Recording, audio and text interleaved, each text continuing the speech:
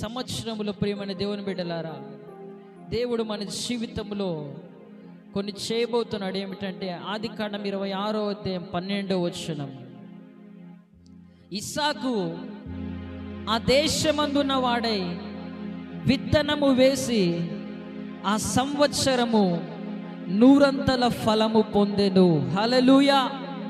ఈ సంవత్సరంలో ప్రియమైన దేవుని బిడ్డలారా, 100 ఫలమును దేవుడు మీకు ఇవ్వబోతున్నాడు. హల్లెలూయా, హల్లెలూయా. ఈ సంవత్సరములో మీరు చేసే ప్రతి ప్రయత్నములో 100 ఫలమును దేవుడు దయచేయబోతున్నాడు. ఇస్సాకును దేవుడు ఆశీర్వదిస్తున్నాడు. అక్కడ ఇస్సాకు ఆ సంవత్సరము విత్తనము వేశాడంట, ఆ సంవత్సరములోనే 100 ఫలమును పొందుకున్నాడు. ఎందుకంటే ఇస్సాకు దేవుని మాటకు విధేయుడై ఉన్నాడు. అదే ఆదికాండం 26వ అధ్యాయం 3వ వచనంలో చూస్తే దేవుడు అంటున్నాడు 2వ వచనంలో, అక్కడ యెహోవా అతనికి ప్రత్యక్షమై, నీవు ఐగుప్తులోనికి వెళ్ళక నేను నీతో చెప్పు దేశమందు నివసించుము, ఈ దేశమందు పరవాసమై ఉండుము, నేను నీకు తోడై ఉండి నిన్ను ఆశీర్వదించునని దేవుడు చెప్పిన మాటను జవదాటకుండా దేవునికి విధేయత చూపిస్తున్నాడు. ప్రియమైన దేవుని బిడ్డలారా, ఎప్పుడు నీ జీవితంలో 100 ఫలం వస్తుందంటే దేవుని యొక్క ప్రతి మాటకు నువ్వు విధేయత చూపించాలా. ప్రతి విషయములో దేవునికి లోబడి నువ్వు జీవించు. ప్రతి విషయములో దేవుని మాట జవదాటకుండా ఆయన మాటకు లోబడి విధేయత కలిగి నువ్వు జీవించినట్లయితే దేవుని ఆశీర్వాదం 100 మనం పొందుకొనబోతున్నాం. హల్లెలూయా. ఆయన ఆశీర్వాదం అంట మన విధేయత మీద ఆధారపడి ఉంటుంది. ఎవరైతే దేవునికి ఒబీడియన్స్ కలిగి ఉంటారో, విధేయత కలిగి ఉంటారో, ప్రతి విషయంలో నీ మాటలో కావచ్చు, నీ ప్రవర్తనలో కావచ్చు, నీ చూపులో కావచ్చు, ప్రతి విషయములో ఆ విధేయత అనేది కనపడుతూ ఉండాల. ఇది దేవుడు యాక్సెప్ట్ చేస్తాడా చేయడా? నువ్వు ఏది చేసినా దేవుడు ఇది అంగీకరిస్తాడా అంగీకరించడా? ఇది దేవునికి విధేయత కలిగి ఉండడమా కాదని నువ్వు ఆలోచించుకొని విధేయత కలిగి ఉంటే నీవు 100 ఆశీర్వాదం ఈ సంవత్సరం పొందుకుంటావు. హల్లెలూయా. రెండవదిగా చూస్తే ఇస్సాకు దేవుడిచ్చిన వాగ్దానాన్ని నమ్ముతున్నాడంట. ఈరోజు దేవుడు మీకు ఇస్తున్న వాగ్దానాన్ని నమ్మండి. ఆ వాగ్దానమును మీరు నమ్మాలా. ఆ వాగ్దానము ఖచ్చితంగా జరుగుతుందని విశ్వసించాలా.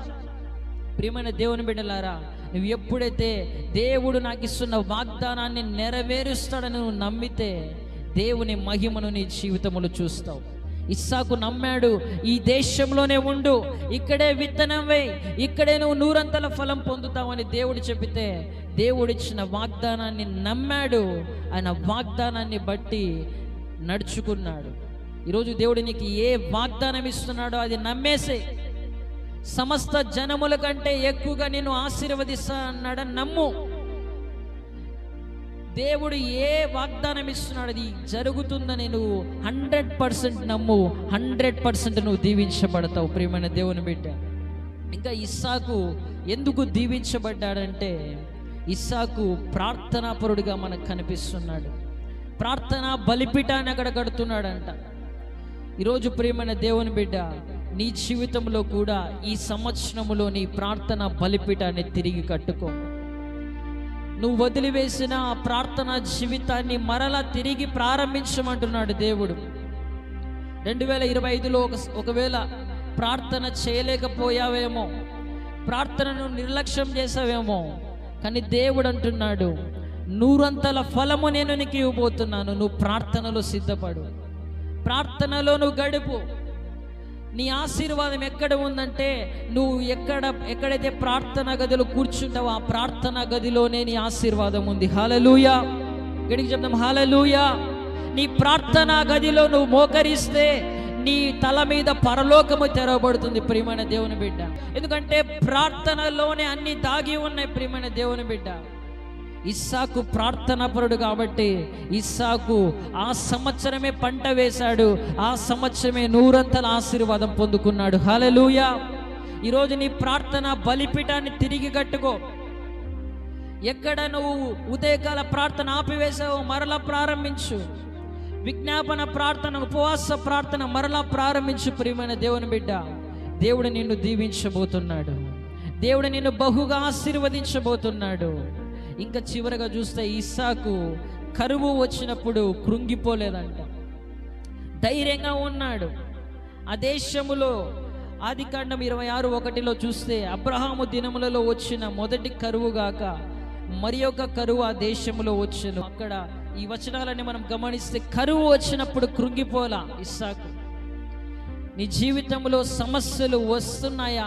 కృంగిపోవద్దు, ధైర్యంగా ఉండు. ఆ కరువును చూసి నిరుత్సాహపడద్దు. ఈరోజు నీ జీవితంలో ఉన్న ఆ సమస్యను చూసి నిరుత్సాహపడద్దు. దేవుడు నీకు జయమిస్తాడని నమ్ము. హల్లెలూయా, హల్లెలూయా. జయమిచ్చే దేవుడు మనకున్నాడు ప్రియమైన దేవుని బిడ్డ. దేవుడు నాకు జయమిస్తాడని నమ్మాడు ఇస్సాకు. కరువును చూసి కృంగిపోలా, సమస్యను చూసి భయపడలా. దేవుడు నాకు విజయం ఇస్తాడు, దేవుడు నన్ను గెలిపిస్తాడు. ఈరోజు ప్రియమైన దేవుని బిడ్డ, దేవుడు నీకు ఈ సంవత్సరం విజయం ఇవ్వబోతున్నాడు. దేవుడు ఈ సంవత్సరం నిన్ను గెలిపించబోతున్నాడు. నీ సమస్యను చూసి కృంగిపోవద్దు. నీ జీవితంలో ఎంత పెద్ద పోరాటం ఉన్నా నువ్వు భయపడవద్దు.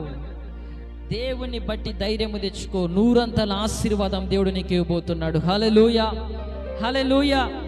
దేవుడు అంటున్నాడు, ఈ సంవత్సరంలో నువ్వు వర్ధిల్లబోతున్నావు 100. హల్లెలూయా.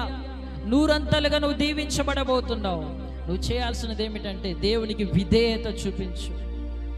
దేవునికి నువ్వు ఎప్పుడైతే ఆయన వాగ్దానాన్ని నమ్ముతావో దేవుడు నిన్ను ఆశీర్వదిస్తాడు.